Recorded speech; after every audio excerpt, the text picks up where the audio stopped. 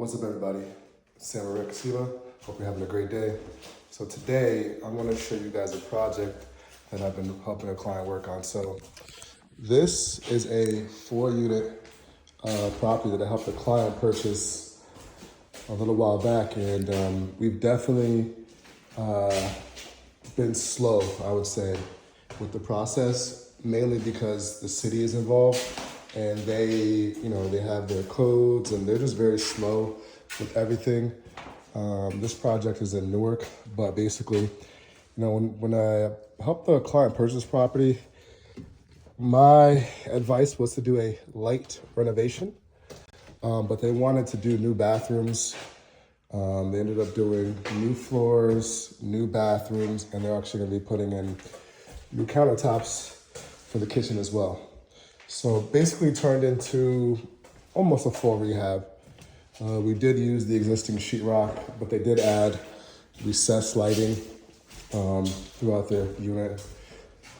And so it's been slow, but we are actually getting closer to the finish line. And just wanted to give you a quick review of some of the things that we're doing and how buying a property can go and what your strategy is. So the thought process was for them to be able to get top dollar, so that's why they wanted to redo the bathrooms, redo the kitchens. But that changes the cost of things and also changes the timeline of things, right? If we were just doing a light rehab, maybe just new floors, new paint, this project would have been completed.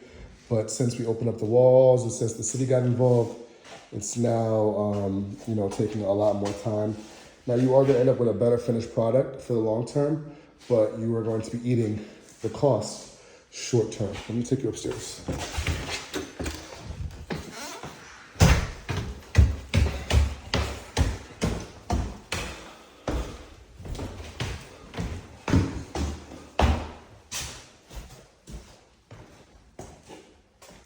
So very similar layout. They're all two beds, one bath. This is the bedroom, kitchen, and the bathroom. So we've been trying to work with the city to get the rough inspection finished for the plumbing. So they'll be coming back to finish that up. And then we could actually close up the walls and get the bathrooms done, and then also take care of the kitchen as well. This is the living room. And this is the bedroom. And this is a little bonus, whatever, room or closet, whatever you want to use it for.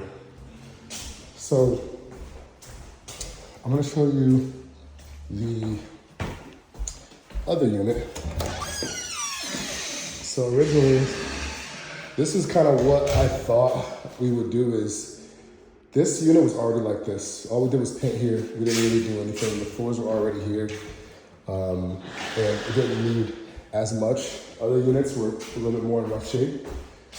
But when we started doing the plumbing, we ended up having to, we're gonna keep this bathroom, but we ended up having to redo the plumbing throughout the whole building, specifically changing the main pipe where it goes into the sewer, and we ended up having to redo everything just to make sure that it was in compliance with the city. The city, they're treating this job basically pretty much like a new construction. So they want permits for everything. They want, designs. They want everything, but this is kind of what the other units look like before, we started doing renovation. So with that being said, when you're buying a property like this, you gotta really figure out how much money you wanna put into it. And if you do end up getting the city involved and pulling permits, just be aware it's gonna be a much more expensive and a much longer process, because they're charging you every time you pull plumbing permits, electrical, HVAC. So that's kind of what you're gonna run into. Now, again, in the long run, is probably the best thing, but if you're on a tight budget, just know up front you're gonna eat a lot of the cost. So, if you could afford it, go ahead and do it. But if it's gonna be tight for you, then maybe not. But I just want to show you. Catch you on the next one.